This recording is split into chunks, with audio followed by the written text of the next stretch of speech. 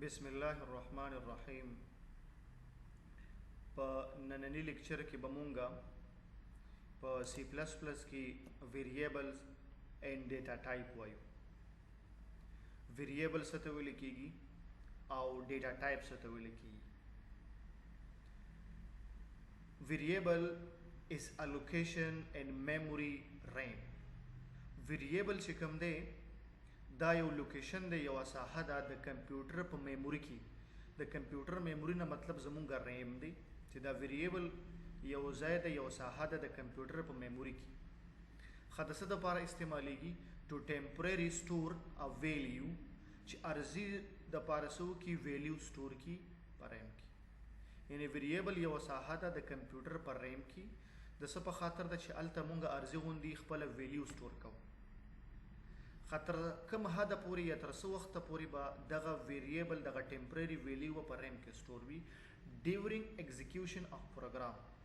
تر څو پورې چې زمونږ پروګرام رنو تر هغې پورې به دغه ویلیو په دغه لوکیشن کې ثبت شوي وي. که چېرته دغه پروګرام تا کلوز کړو نو دغه ویلیو به هم د منځه ځي او ختمیږي، ځکه ټیمپرري ده، عرضي غوندې ده. The value of variable can change during execution of program.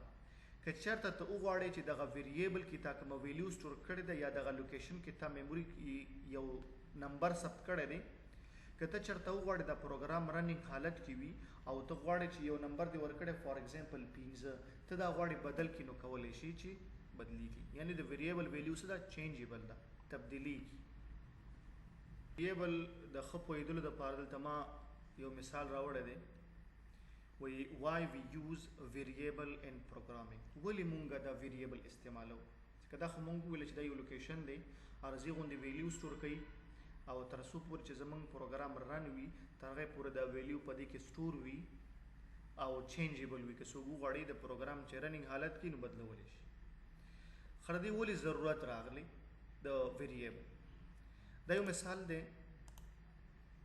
داسې وګڼئ چې دا یو پروګرامر دی او دا سی پلس پلس کمپایلر دی.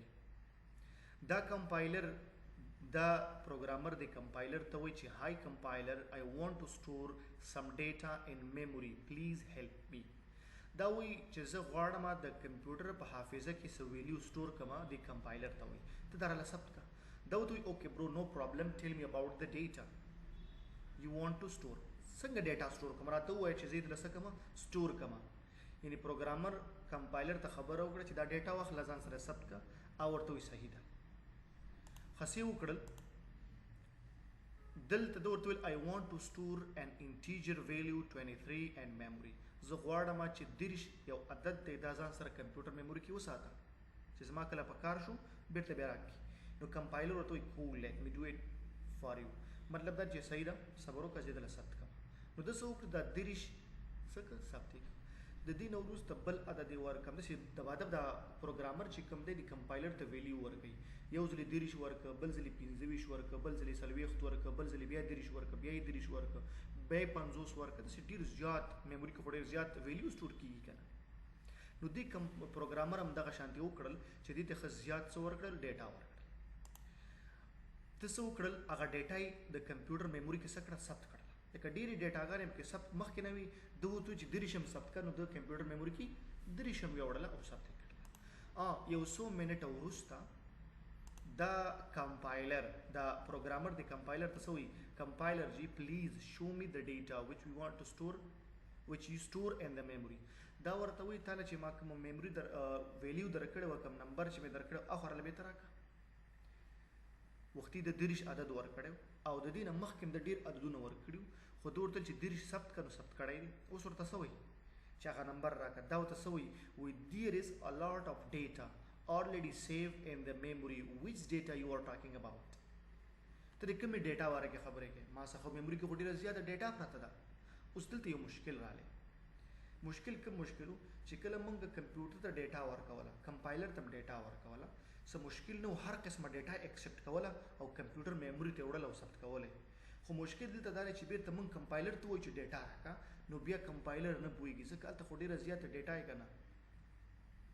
که ته چېرته کمپایلر ته وایي چې د احمد نوم ځان سره سیف کړه، د سټوډنټانو احمد نومیده او د سبق کې دي چې په دغه شاګردانو کې لس احمد وي نو دلته چې ورته چې د احمد ریکارډ راکړو کمپایلر کنفیوز شي د کوم احمد ریکارډ درکم اوس دلته څه شي دی کمپیوټر ته ورکولو کې ډیټا چې ورکوي څه مشکل نشته پر اخیستلو کې مشکل دی نو دلته کې آیډیا راغله د څه شي دلته د ویریبل راغله چې کله مونږ د کمپیوټر میموري کې یو عدد یا یو ویلیو سټور کوو هغې ته به مونږ نوم ورکوو نو دغې ساحې ته ویریبل ویل کېږي دا کومه ساحه کې چې ته ویلیو سټور کې او دغې له مونږ نوم ورکوو نو دې چې نوم یې ورته ورکړو نو دغې ته مونږ ویریبل ورته وایو دا مونږ سره څه شی و د ویریبلز یو اگزامپل چې مونږ وویل اوس دلته وایو دا ویریبل جوړیږي د څه شي نه کله چې زه غواړم یو پروګرام کې یو ویریبل جوړوم نو سره کوم ته به جوړیږي درې پارټ لري درې برخې لري یو ته ډیټا ټایپ ویل کېږي دویم د ویریبل نیم ویل کېږي دریم ویلیو ده ویلیو اپشنل ده که ور دې کړه ښه پخه کني وروسته به ورکولی شي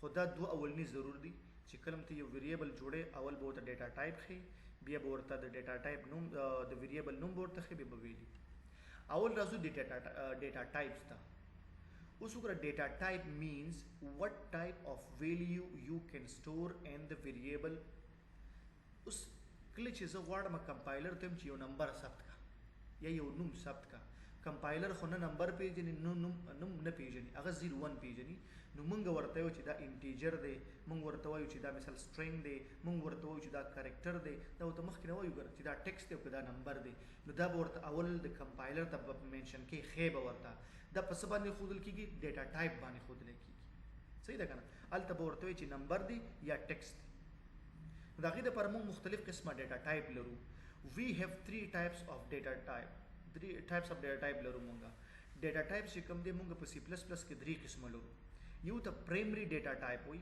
یا ورته بلټن ویل کېږي پرایمري یا بلټن ډیټا ټایپ هغې ته ویل کېږي چې دا مخکې نه په لینګویج کې ایډ وي مونږ او تاسې پکې نه ورچو چې هغه انټیجر دی فلوټینګ پوینټ دی کریکټر دی دا هغه ډیټا ټایپس دي چې دا مخکې نه جوړ شوي دي په لینګویج کې ایډ دي مونږ او تاسې نه ایډ کوو دویم چې کوم دی ډیرایو ډیټا ټایپ دی ډیرایو ډیټا ټایپ چې کوم دی د بلټن یا د پرایمري نه جوړیږي چې هغه ارې ده فنکشن دی پوینټر دی دا بیرته هم د دغې نه جوړ شوي دي د بلټن ډیټا ټایپ دوی شو دریم قسم ډیټا ټایپس چې کوم دی هغې ته یوزر ډیفاین ډیټا ټایپ ویل کېږي چې هغه ته سټرکچر دی یونین دی انمریشن دی موږ سره یا انم ورته ویل کېږي نو دا مونږ سره څه شی ویریبلز او د ویریبل ډیټا ټایپ کوم قسم ډیټا ټایپ لرو بیا په دې یو باندې تفصیل خبره مونږ کوو مونږ ول ډیټا ټایپ څه ته ویل کېږي ویریبل څه ته اوس د نیمینګ وایو نیم بس رقم ته ویریبل ته ږدو بیا وروسته ډیټا ټایپ کې چې کوم دی دا پرایمري ډیټا ټایپ د انټیجر دی په دې باندې یو تفصیل خبره کوو اوس د دې نیمینګ رولز وایو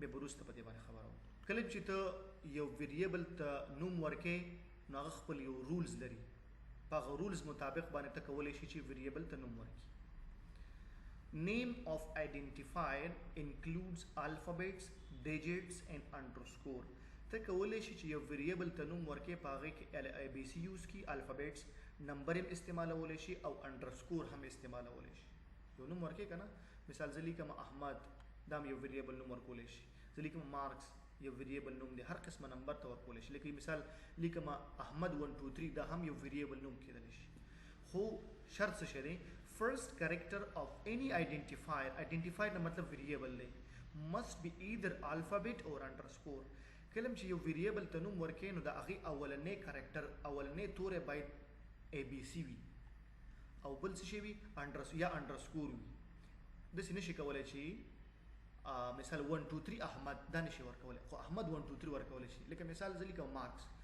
مارکس 1 2 3 یو ویریبل ورکولی شم خو داسې نشم کولی چې 1 2 3 مارکس دا غلط دی نو اولنی کرکټر باید څه شی وي هغه باید الفابیټس وي بل درېیمه خبر رولز دا دی چې نیم آف آیډنټیفایر کین ناٹ بی any keyword of C++ program keyword باید نه وي keyword مونږ ویلو دی هیش انکلوډ څه شی دی انکلوډ مخکې نه پیژندل شوی دی که نه یا موږ لیکو یوزینګ نیم سپیس مخکې نه پیژندل شوی دی یا لیکم انټیجر مین فنکشن نو دغه شي نه ته نشي استعمالولی مخکې نه چې هغې ته ښودلی شوي بیا وروسته خبره کوو په د کیورډ باندې چې څومره کیورډ مونږ لرو نیم آف آیډنټیفایر ان کیس سینسټیو به کیس سینسټیو نه مطلب دا دی که چېرته یو مثال یو ویریبل ته نوم ورکې مثال ته ولیکه نم وړو کې دې ولیکو بل دې لیکلی ان دې غټو کې لیکلی نم وی 2 are different variable دا اوس دواړه یو شی نه دی مونږ ته خو یو شی ښکاري خو د پروګرامینګ کې سی پلس پلس کې د هر یو دا نم ځان ته ځکه دې کې ان غټو کې نو کیس سنسټیو دي د باید خال کې بل میکسیمم 32 characters can be used maximum length یعنی مطلب دا دی کله چې یو ویریبل ته نوم ورکې نو نوم به دومره غټ نه ورکې د 32 کرکټرونه باید زیات نشي ښکته باید نو سپیشل کرکټرز سپیشل کرکټر پکې نشي استعمالولای سپیشل کرکټر څه ته وایي لکه سیمی کولن شو سپیس فاصله نشي ورکولای سلیش پکې نشي استعمالولای کاما نشي استعمالولای صحیح ده دا سپیشل کرکټر نشي استعمالولای هیش نشي استعمالولای پلس نشي استعمالولای منفي نشي استعمالولای قوسونه نشي استعمالولای ویریبل نوم کی نو دا موږ سره څه شي دا موږ سره د ډیټا ټایپس او نیمینګ رولز ورپسې ویلیو د ویلیو اپشنل د چاغرو سترازي هغه باندې مونږ خبره کوو دا مونږ سره د نننی لیکچر خبره چې ویریبل څه ته وایي ډیټا ټایپ څه ته وایي نیمینګ رولز هم ویله پر روان لیکچر کې به ان شاء الله مونږ دا وایو چې کم ډیټا ټایپ مونږ لرو په دغه ډیټا ټایپ باندې به خبرې مونږ کوو چې انټیجر څه ته ویل کېږي فلوټینګ پوینټس ته ویل کېږي کریکټر څه ته ویل کېږي دغه ارې فنکشن پوینټر سټرکچر یونین او انم چې کوم دي دا وروسته راځي خو پر روان لیکچر کې مونږ د انټیجر فلوټینګ پوینټ او کریکټر باره کې ښه تفصیلا خبره